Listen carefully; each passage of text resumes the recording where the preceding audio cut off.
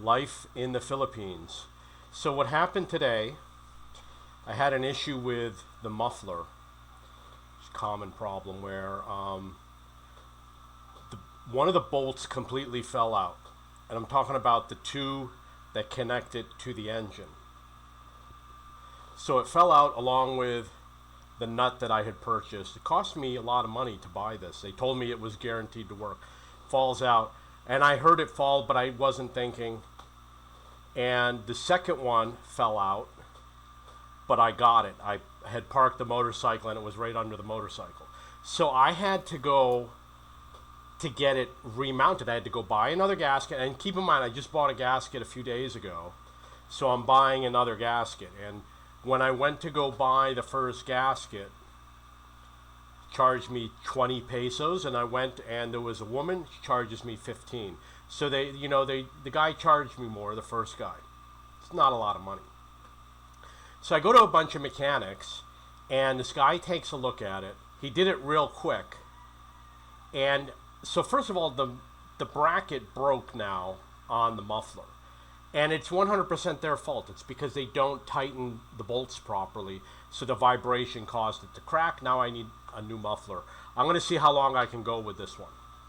But the other thing was, he took the bolts off, he put in the gasket, he put in the glue, which I'm sure some people don't do. He remounted the muffler, and I tested to see if it was mounted tight. It seemed like it was tight. And he said, all done.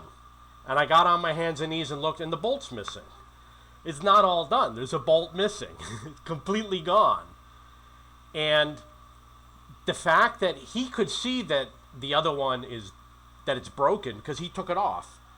So he knows that the bracket's broken. And he just kind of stares at me like, I don't know what to do. Go get another bolt.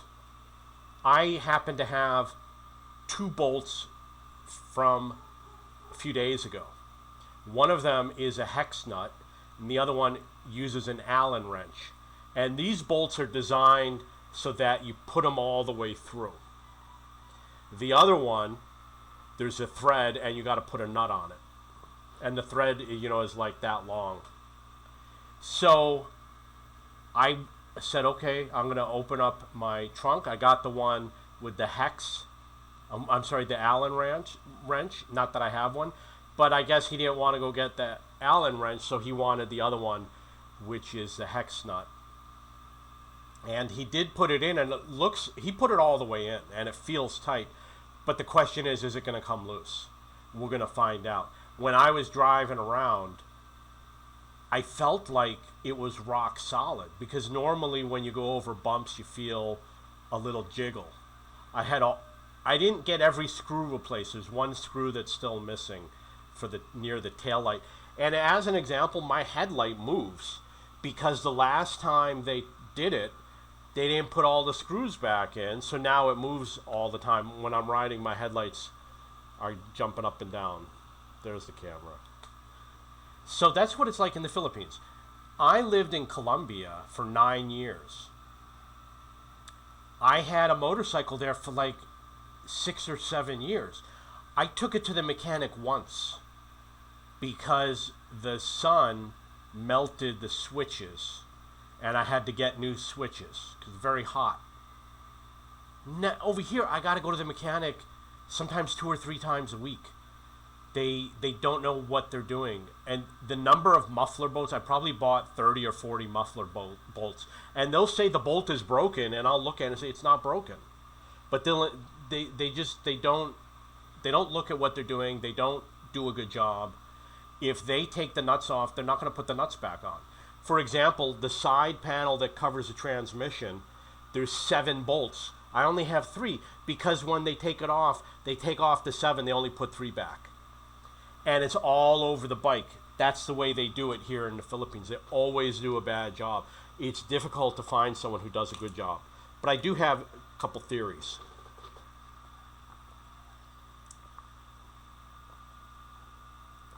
Number one, if the owner is there, you want the owner to fix the bike, because the owner is probably going to do a good job, and they're going to be a little bit older. They're going to be in their 30s. And obviously they're going to be married with kids and all that. These young guys, some of them are only 15 years old. And that's no excuse. When I was a kid, I used to help my father fix the car. We never did it wrong. I don't recall ever having to fix something and then it broke and it had to be fixed again. You know, you unscrew a bolt, you screw it back in. So the other theory I had is maybe in the city they don't do a good job, because I think outside the city they might do a little bit of a better job.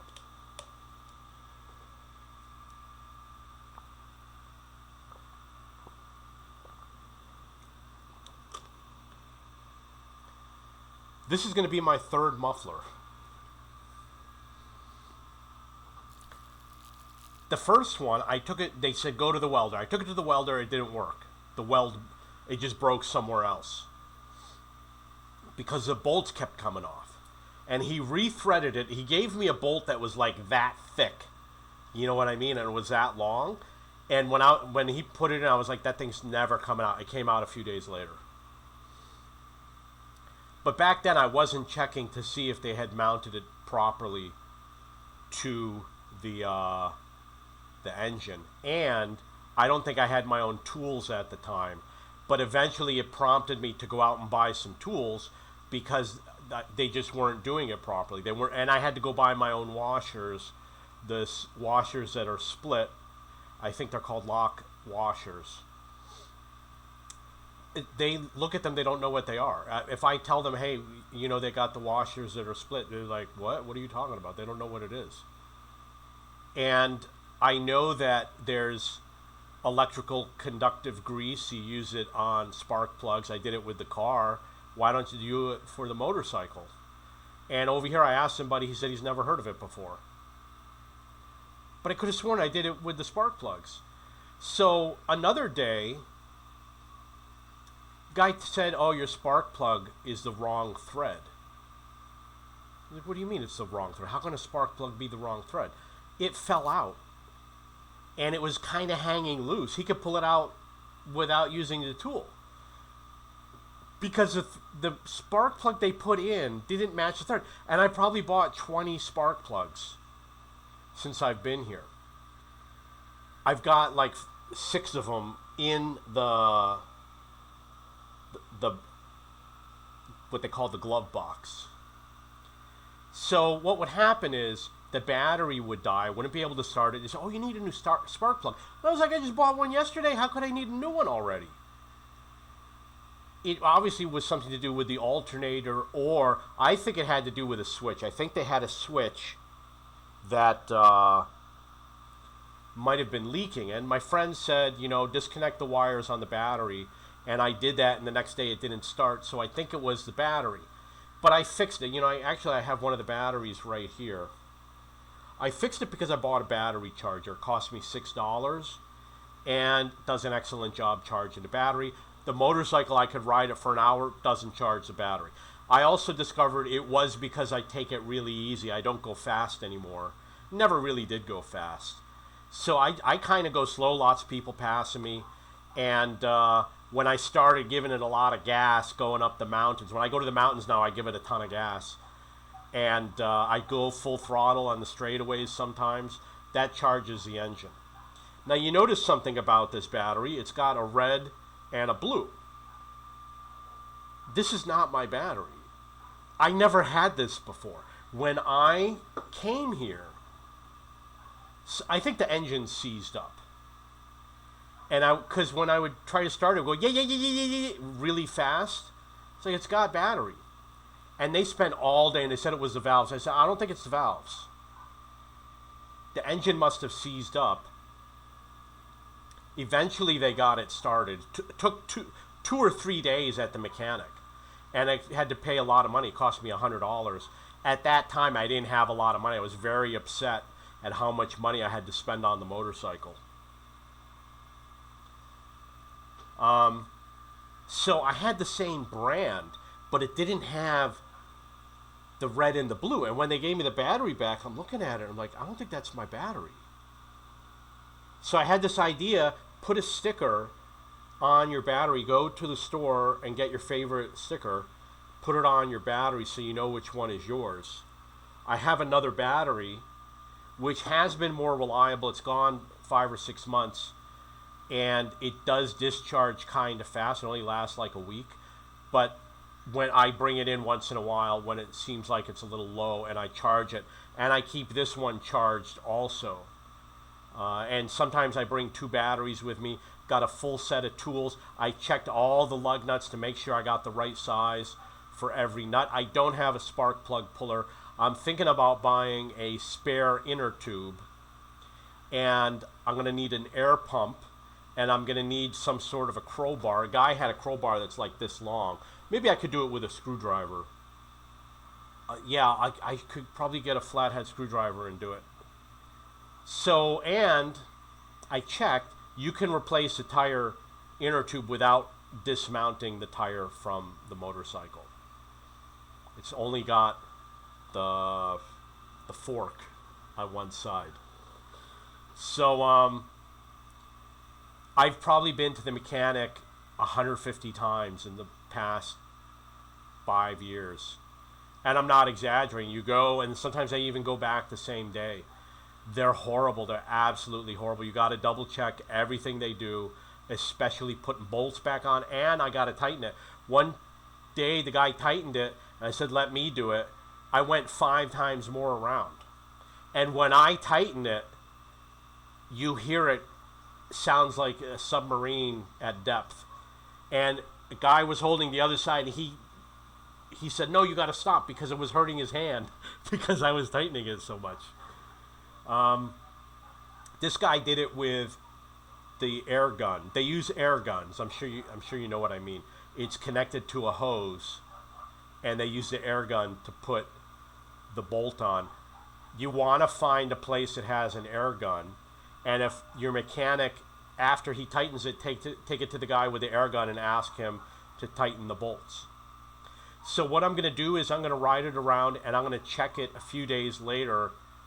The top mount is rock solid. Oh, maybe that's what happened. So I'm not going to go to the welding shop because I know it's just going to break again. Maybe I'll give it a shot if he does it cheap enough. But I know a new muffler is around 20 bucks. The welding shop is going to be like $2. If I go to get a new muffler, maybe that'll solve the problem. The other thing I might do is buy a strap. I used to use my belt, and I would strap it to the seat and then around the muffler. And I had to do that for months because at the time I really didn't, obviously I know how cars work, but I really didn't understand how all the parts of the motorcycle connected because I was never watching them. Now I watch everything they do.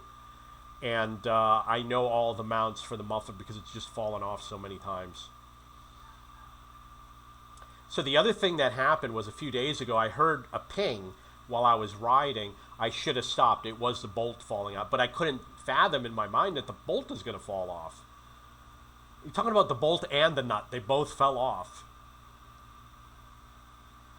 So the other issue was I checked it and I was like, why, the washer is hanging in, but the washer hadn't fallen off. I didn't know that this particular bolt was the type you screw all the way in. It was about to fall out. I thought that the nut was gone and I had to tighten it. No, the whole entire bolt, like this much of it came out. So you really got to check what you're doing. You got to check what they're doing. I don't know why I didn't have any problems in Colombia, but over here it's a constant battle. The kickstart, all the times I had to do it, and all the solutions that they came up with never worked. It's broken right now, and it's just, the last time I fixed it, it was a day before they fixed it. Okay, I'm over time.